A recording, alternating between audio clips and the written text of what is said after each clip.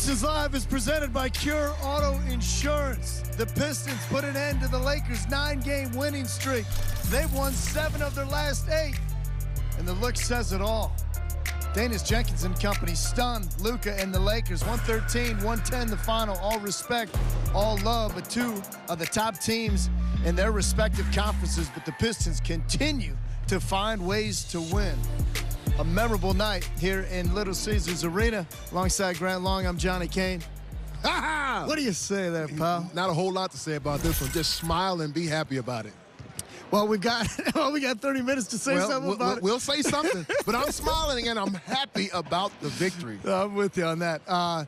Just an incredible game. Obviously, we knew it was going to be good, right? We knew it was going to be a good contest, and just the way this game ended. Let's get to our Buick GMC Pro Vision. I want to kind of show like the tail of the tape of how this ended up, because you know, you can look at it, you can read a box score when you're looking at it tomorrow, and you say, well, what happened?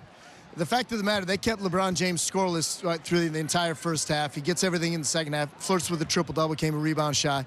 Luka, they held scoreless in the second quarter. Then he came on, obviously had a brilliant night. And then the Pistons, when you're talking about Jenkins, Duren had to work for everything he got tonight. Everything he got, but still got 20 and 11. And then the ball movement. Again, the assist numbers for the Pistons. Just, again, it's a blueprint right there, and that's a recipe for success. We understood that it was going to take a total team effort. We said it at the very beginning of the game, Johnny, that it wasn't going to be one person. There was a culture that's been created here, that plug-and-play guys. If you create a system and get guys who understand your system that can thrive no matter where you put them, you don't have to rely on one guy being the guy that dictates everything. And we saw that tonight. Daniss Jenkins plugged in at the point guard position, had an outstanding game. But you mentioned Jalen Duren also fortified the inside and got things done there. Yeah. Tobias Harris, when they needed a bucket down the stretch after the Lakers went to their zone defense, it was Tobias Harris who got the much-needed bucket to put the Pistons ahead. Sure. All right, let's get to our Xfinity fourth quarter highlights, because really this is why you love the NBA. You really don't know. It's high tension. You're trying to get stops. You got to get buckets. There's so much star power on the floor. And when a guy like Daniss was having the night he had, but it wasn't just trading baskets. Like, obviously, the Pistons defense, they continued to turn the Lakers over tonight. But just an incredible fourth quarter to watch unfold. And for the Pistons, once again, to persevere. These are 2 really good fourth quarter teams. Yes. 2 teams that have won their fair share of tight single-digit margins, but it was the Pistons who did enough tonight.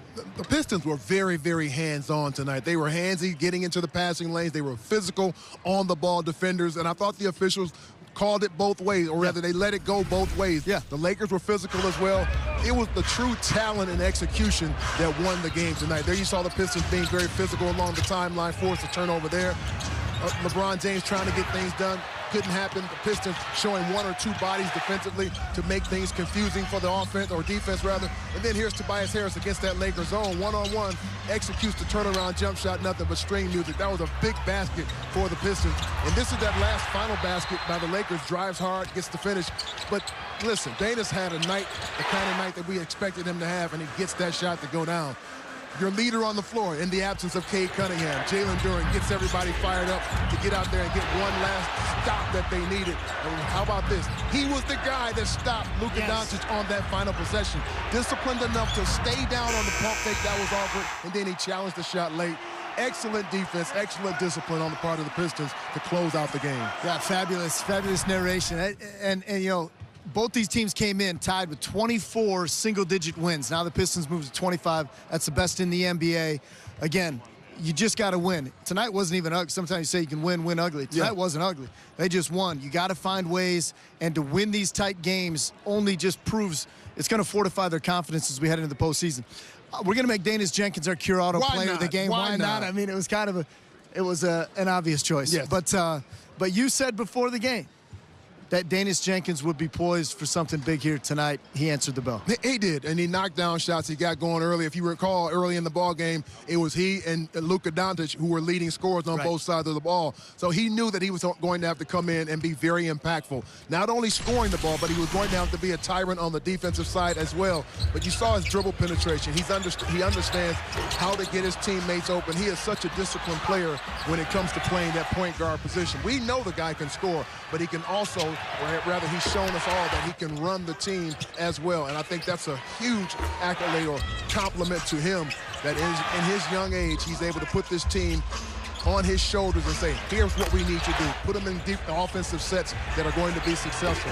And when it came time to get a basket, his number was called, Johnny, not once, not twice, but 3 or 4 times in that fourth quarter, and he delivered. He was full of confidence throughout the game. And as I said, it got going early. And by the fourth quarter, his confidence was so high, you had to continually run plays for him because the guy just simply delivered. And the thing about with Daniss, and you heard him talking with Natalie Kerwin after the game, he's always so measured in his responses. Yep. And you know about his confidence in himself. Look, to play at this level, to be elite, you have to believe that you belong. The fact of the matter, we talked about it obviously throughout the year, but if you're late to the party watching Pistons basketball, this is a young man who was undrafted 2 years back, puts the work in. He's on a 2-way contract, thrust into it, makes the most of his opportunity, gets the 2-way converted to a standard contract, and now on a night where you're talking about all-stars all over the place and some of the greatest talent we've ever seen in this game's history, and the hero of the night is an undrafted man by the name of Daniss Jenkins, who has put the Pistons now, as their magic number shrinks to 6. He proved a long time ago, Johnny, that he belonged in this league. That's why the NBA, or rather the Detroit Pistons, decided to sew him up with that real contract. And kudos to them for recognizing that they had a talented player waiting in the wings for them. He has been everything you could ask him to be. Remember, this guy has gone stretches where he didn't play 3, 4, 5 games, and he came out and showed what he was all about. He's thrust in a position to be a leader instantly in the absence of Cade Cunningham, and once again, he delivers. This guy is a high-character guy, and as you already talked about, Johnny, full of confidence, not the confidence that just runs out and he's talking about it all the time. He shows it on the floor time and time again with his play. That's it. And when the news came about Cade missing an extended period of time, a lot of people on the outside are like, okay, there's the chink in the armor. Pistons are going to come back to earth. What have they done since that time? Continue to win basketball games. Daniss Jenkins, plug and play. And he's got to be thrilled because his St. John's Johnnies are in the Sweet 16 under the direction of Rick Pitino. All right, let's hear from J.B. Bickerstaff now standing by at the podium. JB, are you surprised at all, or is what Daniss and what he was able to show you tonight something you've just known about him all along? No longer surprised. When he's gotten the opportunity, he's delivered for us, and whether it's throughout the game or in clutch moments, he finds a way to impact winning. And I thought, again, he made huge plays down the stretch, made his free throws.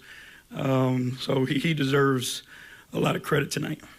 For your group, though, to even get in that position where it came down to one possession, what did you see just change from your guys' end and the Lakers' end as well to get in that spot? I give our guys a ton of credit. There was a stretch there, that third quarter in particular where things got a little sticky. We had some turnovers. We got a little stagnant on the offensive end, and then they started to make some shots. But, again, our guys, being who they are, they never give in. They stick together, and that's what I say, like through those ups and downs where some teams fragment, now teams go on a 5-10 run, whatever it might be, like our guys find a way to come together. So they eliminate those runs quickly because they are so tight, because they do want to win, want to play for one another. And tonight was a great win for our group. Luka had 17 in the first and then scoreless in the second half. And just overall, the defense really stepped up. What did you like about what Asar did and just in general about how the team kind of neutralized them in the first half? Yeah, I think, again, Asar is one of the best defenders in our league, in so many different ways. He can take a one-on-one challenge and make it, a living hell for people. I thought tonight, he was fabulous in his discipline. Defending those guys without fouling, keeping them off the free throw line, forcing him to go, to take 29 shots. That's the job that he's challenged with, and every night he goes out and does it. But it's never just a one-on-one thing, and that's the focus. Our system is based on guys' strengths, but those strengths are always supported by their teammates. And I thought, all those guys did a great job. Coach, along those same lines, how big was Javonte Green for you guys tonight? There was several moments where he denied LeBron the ball, and it kind of seemed like it got him out of his rhythm. Again, Wu doing what Wu does. From training camp, he's been consistent at making winning plays and plays that it might not go in the stat sheet, right? And those plays, whether it's denials, deflections, just being in the right spot, knocking a guy off his spot, whatever it may be, he finds a way to do it, and he's done it consistently. And again, that's the nature of this group, right? Like, they've played to their strength all year long. They don't try to play outside themselves. They just do what they can to help the team win, and that's what Wu does. You mentioned before the depth of the team is a weapon, but without Cade, Stu, Sass, like what does a win like this say about the momentum that you guys kind of have down the stretch? Again, you don't build this or get to this, on a night-by-night basis, right? Like, this comes from a year and a half of work and guys being dialed in, guys willing to sacrifice for the greater good of the team, being an absolute and true team. And that's what we are. We're not, a bunch of individuals. We're not guys that just happen to be in the same locker room. Like, our group is the definition of team.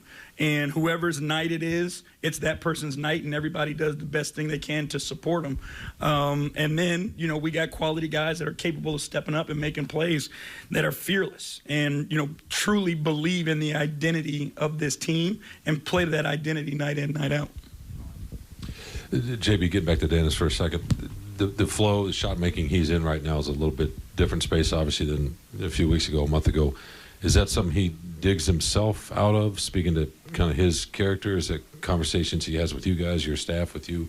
What's that process been? It's a combination of those things. He and I speak quite a bit, obviously, and you always find those sparks and you find those triggers, but you can't do that if the guy's not willing. And Daniss is willing. Again, he puts the work in, puts the time in, wants to do the right thing. But, the opportunity grows for him, too. And I think, there's something to be said about that also. The scale of minutes and usage, all those things help him catch a rhythm. And I